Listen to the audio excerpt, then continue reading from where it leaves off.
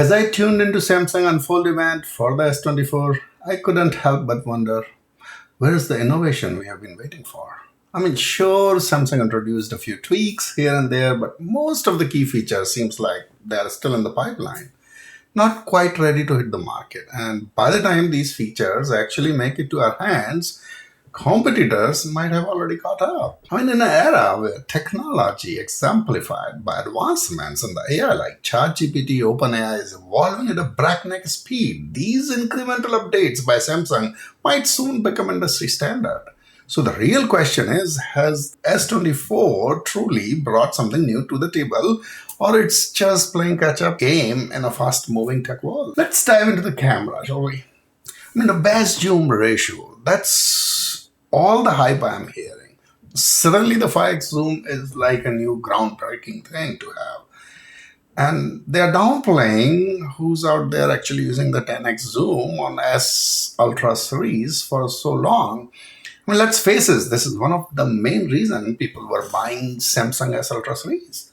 I mean, I would argue it's a downgrade. Now, imagine if they capped it to 10x optical zoom and increased it to 50 MP. Now, that would be worth something chatting about. Now, out of the blue, Mr. B showcased the 5x 50 MP camera. Cool, but here's the thing. Hasn't iPhone already been there and done that? And what's the real punch in their camera tech? Nothing new in this release. You know, the camera upgrades, they said 60% bigger lens and extra stabilization. But where are the software tricks? I mean, they are all missing. The AI controls like smart recording, hand gestures, awesome tracking enhancements.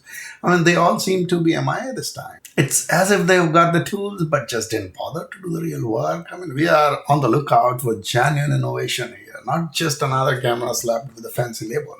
Now let's talk design. Samsung's latest trick, right? Flat glass. Sound familiar? Yeah, it's pretty much what iPhone have been sporting for last so many years. Some might shout imitation, but I'm thinking, hey, maybe it's a smart move by Samsung because it's practical. This design cuts down on those annoying accidental touches and makes holding the phone way easier. So kudos to Samsung for catching on a good thing. Moving on to Transcript Assist, it's a cool feature, but not a game changer. I mean, we have seen similar stuff in applications working with Teams and Zoom to create the minutes of meeting and all that already. I mean, if you're following the AI, then you know this has already been working and everybody's using this feature. Having said that, it's a nice step forward, but it's not the groundbreaking leap they are hyping it to be. It's more like a small hop in the right direction. I mean, and then there are rumors that this will not be a free feature and some sort of subscription involved. I mean, they could have just announced it openly. I mean, charging a subscription would be lame. Here's the feature I actually dig. Click to search. Now, this is a breath of fresh air, not just some rehashed idea, but then they leave us hanging with this whole coming later mystery. Now, this was in collaboration with Google, not Samsung's own innovation. Having said that, I think this is a single feature which will get this phone sold. Next is live translate for calls. I mean, this is a nice addition and done first time but for text, Google's been doing this with their translate app for so many years. Useful, absolutely. Get this. They're telling us it's coming soon. I mean, look at Microsoft. They already rolled out things like Copilot and other advanced features.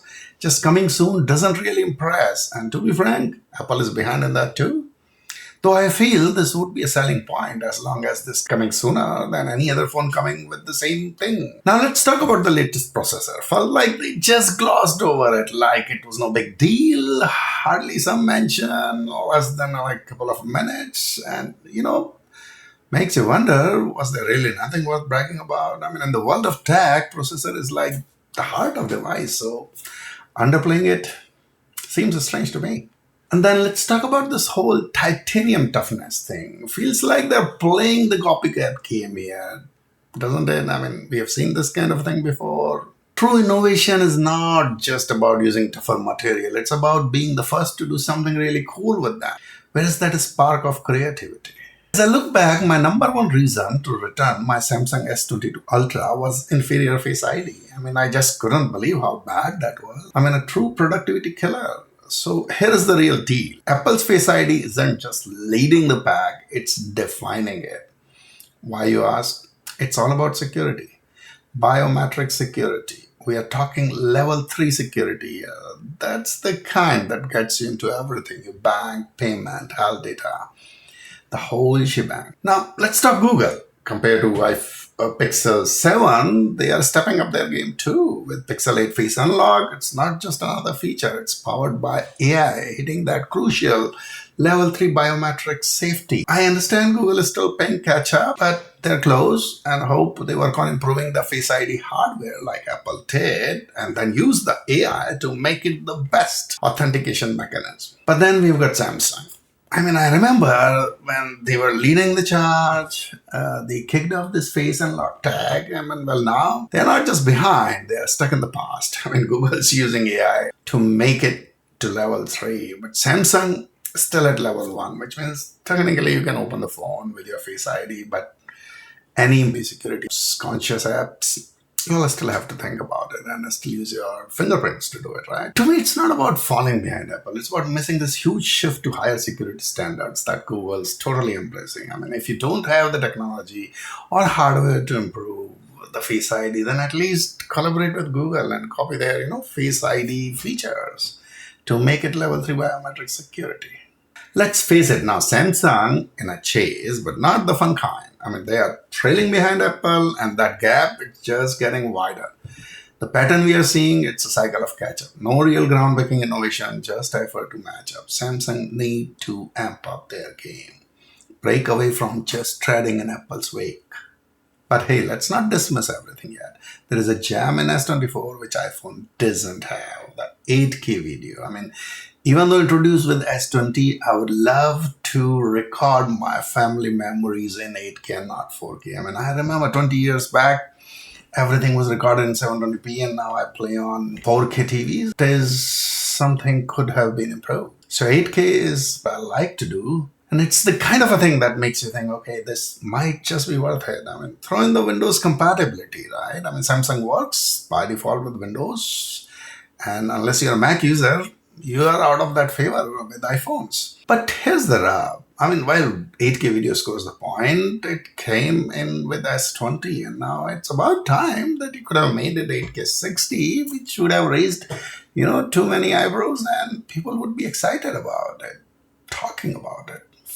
As we wrap up, my burning question to Samsung is, what have your teams been doing for last 1 year? Where is the innovation? It's almost feel like a repeat of S23. Some hardware tweaks, which is actually, built by other hardware companies. AI features, your complete reliance on Google was visible, and rest are the basic upgrade. I would love to see tangible improvements. For instance, addressing the Face ID issue. What about camera advancement? Imagine if you have pushed the envelope from 10x to 20x zoom, or even 15x zoom. How much exciting that would be. Make a 10x with 50 megapixel, or integrate a high quality gimbal support with native camera app. Auto green screen could have been implemented, voiceovers. Now that would be a game changer. As for S24, this will be easy pass for me, but I'll be waiting to hear what the S25 brings to the table. So that's my take on S24. What's yours? Drop a comment below.